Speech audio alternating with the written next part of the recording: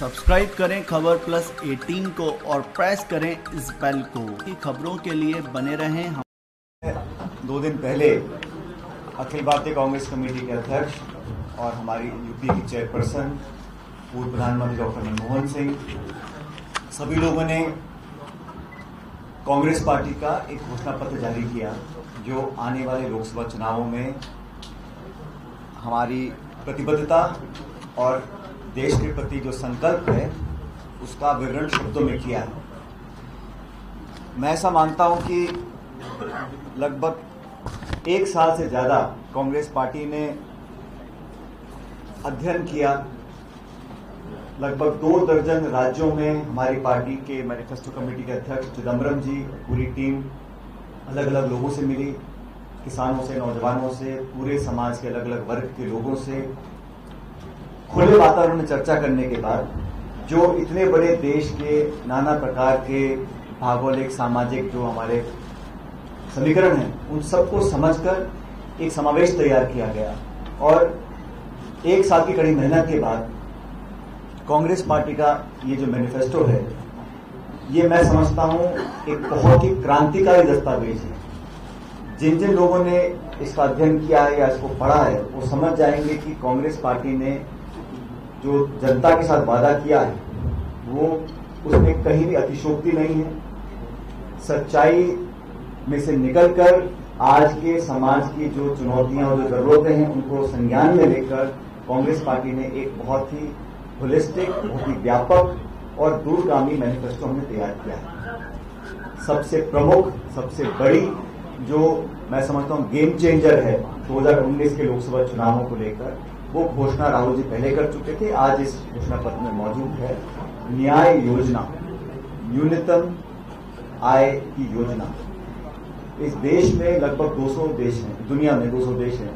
किसी भी देश में किसी पॉलिटिकल पार्टी ने इतना बड़ा गरीबी उन्मूलन का गरीबी पे वार 72,000, देश के 20% सबसे गरीब जो हमारे परिवार हैं उन सभी परिवारों को प्रतिवर्ष 72,000 रुपए की इनकम देना इतना बड़ा कमिटमेंट है जो मुझे लगता है कि इंदिरा जी की जो गरीबी हटाओ नारे के बाद आज दोबारा जो संकल्प लिया है वो पूरी तरह से गरीबी को नष्ट करने के लिए, गरीबी पर सर्जिकल स्ट्राइक करने का जो बीड़ा उठाया राहुल जी ने, उसको देश ने पसंद किया, लेकिन भाजपा में बौखलाहट है क्योंकि 5 साल बीत गए। उन्होंने वादा किया 15 लाख रुपए प्रति खाते में आने का।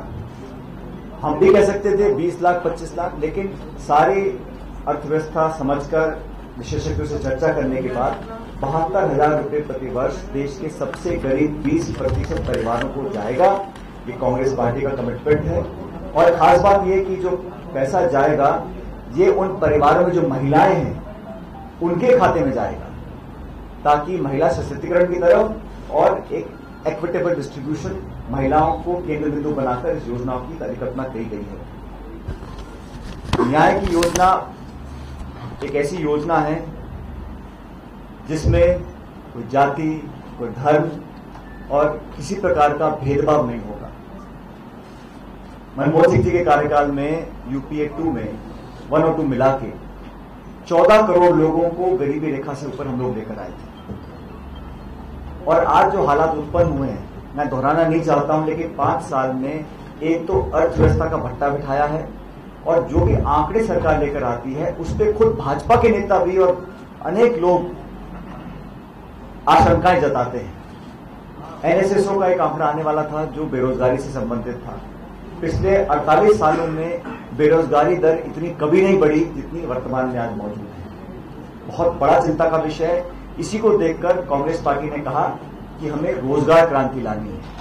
इंदिरा गांधी लाई थी हरित क्रांति, फिर आई श्वेत क्रांति, और अब रोजगार क्रांति कांग्रेस पार्टी लेकर आएगी राहुल जी के नेतृत्व में। और हमने इसमें अतिशयोक्ति नहीं करी। उन्होंने कहा 2 करोड़ नौकरियां हर साल देंगे, लेकिन हम लोगों ने बड़ा स्पष्ट कहा है कि हम सार्वजनिक क्षेत्र में 34 लाख नौकरी देने का हम सुनिश्चित करेंगे।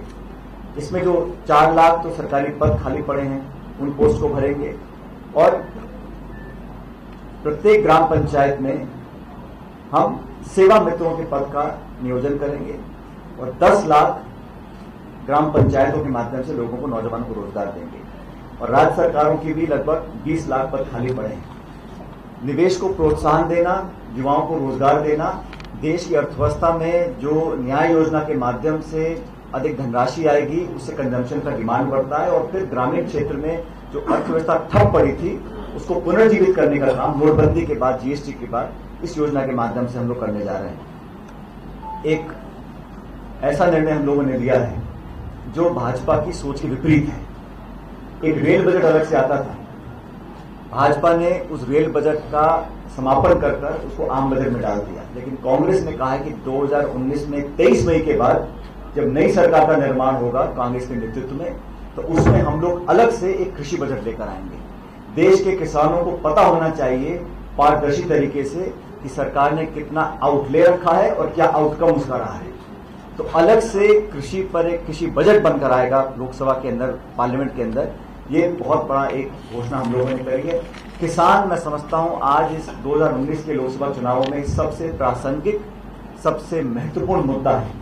किसानों के साथ जो धोखा दिया गया है, जो वादे कर मुकर गई है भाजपा की सरकार, उसको ठीक करने के लिए दुगनी आमदनी करने का वादा किया था और अब अंत में ऐसा जुमला दिया है कि हम 6,000 रुपए हर साल देंगे और फिलहाल 2,000 रुपए ले लीजिए। 2,000 रुपए में किसी ट्रैक्टर का पूरा टैंक डीजल का नहीं भरता है, तेल का। ये हालात है। लेकिन हम लोग अलग से बजट लेकर आएंगे और जो ऋण माफी हम लोगों ने करी है अपने 3 राज्यों के अंदर, मध्य प्रदेश, छत्तीसगढ़, राजस्थान, उसी प्रकार गरीबों की और खासकर किसानों की मदद करने के लिए हम तत्पर रहेंगे। एक और बड़ी घोषणा करी है। देश के 70 साल के इतिहास में ऐसा कभी नहीं हुआ कि कोई सरकार अपने आप को कमिट करे शिक्षा के क्षेत्र में जीडीपी का 6% निवेश करना। और मैं शिक्षा पर जो खर्च होता है उसको मैं एक्सपेंस नहीं मानता हूं।